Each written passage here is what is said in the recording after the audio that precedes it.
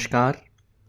जन्म कुंडली में 12वां घर 12th हाउस, जिसे व्यय भाव भी कहते हैं, और उस घर का मालिक जिसे व्ययेश भी कहते हैं, 12th हाउस लॉर्ड भी कहते हैं, 12वें घर का मालिक भी कहते हैं। तो यह जो 12th हाउस है, जो 12th हाउस लॉर्ड है, यह सेपरेशन कराने में, पृथकता कराने में, संबंध तोड़ने में, तलाक कराने में सबसे मेन ग्रह, सबसे मेन भाव होता है। फिर ग्रहों की बात करें तो राहु और केतु, ये दो ग्रह जो हैं वो सेपरेशन कराने वाले हैं, अलग करने वाले हैं, संबंध तोड़ने वाले हैं।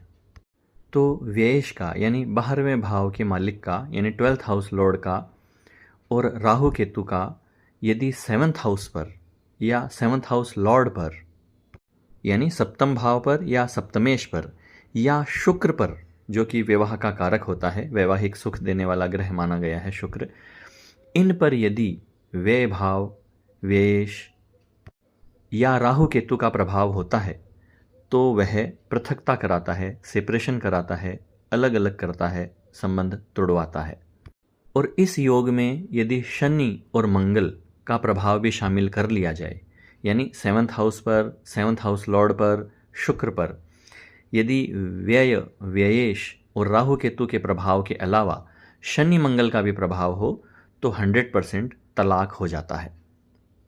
ज्योतिष के यदि प्राचीन ग्रंथों का, क्लासिकल लिटरेचर का यदि अध्ययन किया जाए तो उनमें तलाक वर्ड कहीं भी नहीं आता है, क्योंकि उस ज़माने में तलाक नहीं होता था। लेकिन ज्योतिष के प्राचीन ग्रंथों में पत्नी को छोड़ने या पति को छोड़ने के योगों की चर्चा यत्र तत्र मिलती है। इन योगों का विचार आज तलाक के परिप्रेक्ष्य में किया जा सकता है। कई बार इस तरह के योग जन्म कुंडली में होते हैं तो पति पत्नी तलाक नहीं लेकर भी साथ नहीं रहते, अलग अलग रहने लग जाते हैं। तो आइए चर्चा करते हैं ऐसे योगों के बारे में। पहला योग है कि जिस स्त्री की जन्म कुंडली में लग्न में मंगल या शनि की राशि में शुक्र हो तथा सप्तम स्थान पर पाप प्रभाव हो तो स्त्री अपने विवाहित पति को छोड़कर किसी अन्य के साथ विवाह कर लेती है। अब देखिए, वैवाहिक सुख का कारक शुक्र होता है, और शुक्र यदि मंगल या शनि की राशि में होता है तो वह काम वासना की प्रबलता का संकेत होता है। और सप्तम स्थान पर यदि पाप ग्रहों का प्रभाव होगा तो वह पति से अलग करेगा, सेपरेशन कराएगा। लेकिन ऐसी औरतें, ऐसी लड़कियां दूसरा विवाह कर लेती हैं। इसलिए इस योग में ऐसा कहा गया है कि लग्न में मंगल या शनि की राशि में शुक्र हो और 7वें स्थान पर पाप प्रभाव हो तो स्त्री अपने विवाहित पति को छोड़कर किसी अन्य के साथ विवाह कर लेती है। अब दूसरे योग पर चर्चा करें। दूसरा योग है जिसकी जन्म कुंडली में सप्तम स्थान में शुभ एवं पाप दोनों प्रकार के ग्रह हों तथा सप्तमेश या शुक्र निर्बल हो तो स्त्री एक पति को छोड़कर किसी दूसरे के साथ विवाह कर लेती है। अब देखिए, सप्तम स्थान पर यदि शुभ और पाप दोनों ग्रहों का प्रभाव होगा तो दोनों ग्रह अपना प्रभाव दिखाएंगे। जो पाप ग्रह है वह सेपरेशन कराएंगे, तलाक कराएंगे, और शुभ ग्रह जो हैं वह दूसरा विवाह करवा देंगे। लेकिन इसमें शुक्र या सप्तमेश का निर्बल होना जरूरी है, तभी ऐसा होता है। यदि शुक्र या सप्तमेश बलवान होंगे तो वह मैनेज हो जाता है, सेपरेशन नहीं होता है, दूसरा विवाह करने की नौबत नहीं आती है। तीसरा योग है यदि चंद्रमा एवं शुक्र पाप ग्रहों के साथ सप्तम स्थान में हों तो पति पत्नी गुप्त रूप से वैवाहिक संबंध तोड़ देते हैं, यानी दूसरे लोगों को पता नहीं चलता, लेकिन वे पति पत्नी की तरह नहीं रहते हैं, उनका संबंध गुप्त रूप से विच्छेद हो जाता है, टूट जाता है।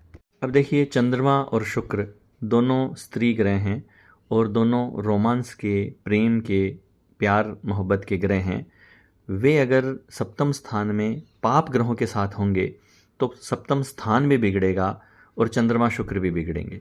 तो सप्तम स्थान और सप्तम का कारक, प्रेम के कारक ग्रह बिगड़ जाएंगे तो वह विवाह नहीं टिक सकता। लेकिन शुभ ग्रहों के प्रभाव के कारण लोगों को यह बात पता नहीं चलती है। चौथा योग है कि सप्तम स्थान में सूर्य हो तथा सप्तमेश निर्बल हो तो उस स्त्री को उसका पति छोड़ देता है।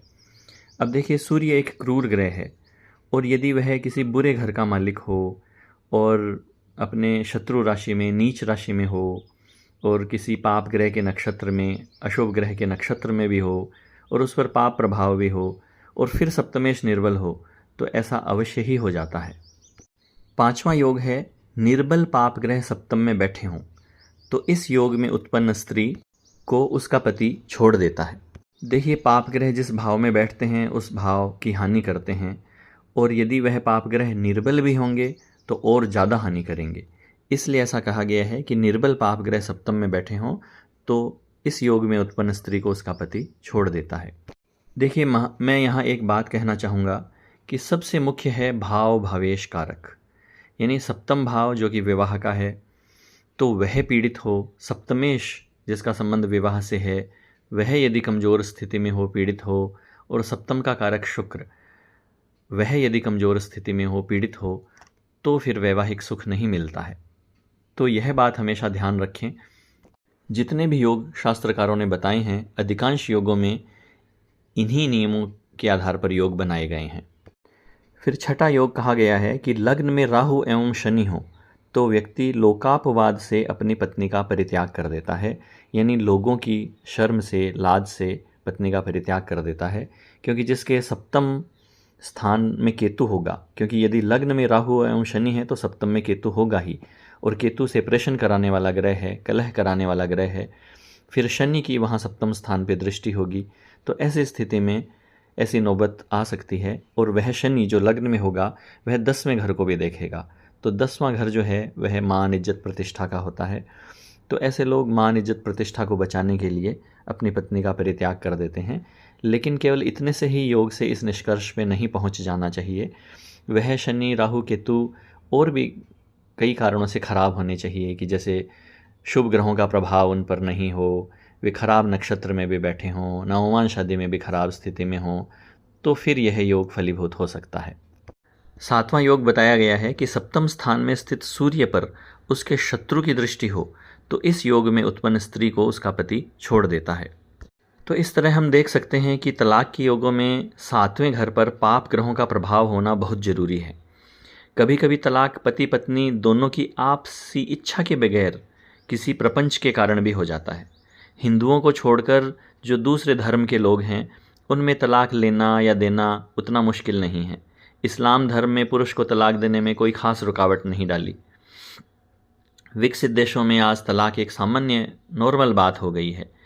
इन सब स्थितियों में 7वें घर पर केवल पाप ग्रहों का प्रभाव होने पर भी तलाक की भविष्यवाणी की जा सकती है। लेकिन हिंदुओं में अभी तलाक लेना या देना इतना आसान नहीं है जितना अन्य धर्मों में है। इसलिए हिंदू दंपति की कुंडली में तलाक का विचार करते समय सप्तम भाव एवं सप्तमेश पर व्ययेश एवं पाप ग्रहों के प्रभाव को देख लेना चाहिए। यानी 7th हाउस लॉर्ड पर 12th हाउस लॉर्ड और क्रूर ग्रह जो मेलिफिक प्लैनेट्स हैं उनका प्रभाव हो तो फिर तलाक हो जाता है। आपको कुछ 3 इम्पॉर्टेंट योग बता रहा हूँ जो हमारे टेस्टेड हैं कि वह यदि कुंडली में होते हैं तो निश्चित ही तलाक हो जाता है। पहला योग है सप्तमेश एवं व्ययेश, यानी 7th हाउस लॉर्ड और 12th हाउस लॉर्ड एक दूसरे के स्थान में हो, यानी 7th हाउस लॉर्ड 12th में हो, 12th हाउस लॉर्ड 7th में हो, और 7th हाउस पर 7वें घर पर राहु, मंगल या शनि स्थित हो, यानी 7वें घर में या तो राहु बैठा हो या मंगल बैठा हो या शनि बैठा हो, तो दंपति तलाक ले लेते हैं। ऐसे कपल्स जो हैं वो डिवोर्स ले लेते हैं। दूसरा योग है सप्तमेश व्यय स्थान में हो, सप्तम स्थान में पाप ग्रह हो तथा इन पर षष्ठेश की दृष्टि हो, तो दैनिक कलह के कारण, यानी रोज रोज लड़ाई झगड़ा कलह कलेश के कारण पति पत्नी में तलाक हो जाती है। यानी 7th हाउस लॉर्ड जो है वह 12th हाउस में चला जाए और 7th हाउस में मेलिफिक प्लैनेट्स आ जाएं और इनके ऊपर 6th हाउस लॉर्ड की दृष्टि हो, तो रोज रोज की कलह से तंग आकर ऐसे लोग तलाक ले लेते हैं। तीसरा योग है सप्तमेश एवं व्ययेश, यानी 7th हाउस लॉर्ड और 12th हाउस लॉर्ड दोनों त्रिक स्थानों में, यानी 6ठे, 8वें या 12वें में हों तथा 7वें में पाप ग्रह हों, 7th हाउस में मेलिफिक प्लैनेट्स हों, तो पति पत्नी तलाक दे देते हैं। आइए अब आपको 3 कुंडलियां दिखाते हैं कि जिनका तलाक हो गया, जिनमें से 2 का तलाक हो गया और एक जना ऐसा है कि जिसका तलाक नहीं हुआ लेकिन पति पत्नी बहुत सालों से अलग अलग ही रह रहे हैं। अब यह जो कुंडली आपके सामने आ रही है इसमें आप देख सकते हैं कि सप्तमेश 7th हाउस लॉर्ड अष्टम स्थान में नीच राशि में है और उसके साथ में 12th हाउस लॉर्ड शुक्र भी बैठा है। तो जैसा कि अभी हमने योग बताए थे, उसमें कहा था कि सप्तमेश और वेश दोनों त्रिक स्थानों में हों तो सेपरेशन के योग बनते हैं। 7वें घर में क्रूर ग्रह हों, तो यहाँ देखिए 7वें घर में सूर्य राहु जैसे क्रूर ग्रह बैठे हैं और शनि जैसा क्रूर ग्रह देख रहा है और बुध जैसे ग्रहों के साथ बैठता है वैसा ही हो जाता है। तो यहाँ पर 7वें घर पर कितने क्रूर ग्रहों का प्रभाव है और सप्तमेश वेश के साथ छठे घर में है, तो इनका तलाक हो गया। अब देखिए, इन्होंने दूसरा विवाह नहीं किया, इनका डिवोर्स हो गया, लेकिन इनकी पत्नी ने इनसे डिवोर्स ले लिया और दूसरा विवाह कर लिया। अब इनकी पत्नी की कुंडली देखिए। इनकी पत्नी की कुंडली में आप देखते हैं कि शुभ ग्रह शुक्र सप्तम भाव में बैठा है, लेकिन है वह शत्रु राशि में और उस पर केतु की दृष्टि है, यानी सप्तम भाव पर और शुक्र पर केतु की दृष्टि है। और सप्तमेश जो है वह वेश शनि के साथ में अष्टम भाव में है। अब जैसा कि आपको बताया था कि सप्तम भाव सप्तमेश के ऊपर यदि वेश का प्रभाव हो, साथ में शनि राहु केतु का प्रभाव हो, तो ऐसे लोग डिवोर्स ले लेते हैं। अब क्योंकि इनकी पति की कुंडली में एकदम प्रबल योग थे डिवोर्स के, और इनकी कुंडली में खराब योग तो आता है लेकिन बहुत ज़्यादा खराब नहीं है, इसलिए इनका दूसरा विवाह हो गया, लेकिन इनके पति का दूसरा विवाह नहीं हुआ। अब यह तीसरी कुंडली देखिए। इस कुंडली में सप्तमेश अष्टम में राहु के साथ में है और शुक्र जो है, जो वैवाहिक सुख का कारक ग्रह होता है, वह अस्त है और उस पर शनि की दृष्टि है और सप्तम भाव पर भी शनि की दृष्टि है। इनका तलाक नहीं हुआ, लेकिन यह पति पत्नी बहुत सालों से अलग अलग ही रह रहे हैं। भगवान ना करे कि किसी को भी जीवन में तलाक का या जीवन साथी का बिछोह है, सेपरेशन झेलना पड़े, लेकिन अगर कुंडली में इस तरह के योग होते हैं तो बहुत मुश्किल हो जाता है ऐसी स्थिति को रोकना, लेकिन असंभव भी नहीं है। यदि नित्य नियम से कुछ उपाय किए जाएं, कुछ चेष्टा की जाए, तो काफ़ी हद तक इन योगों के प्रभाव को कम किया जा सकता है। आज के लिए इतना ही। नमस्कार।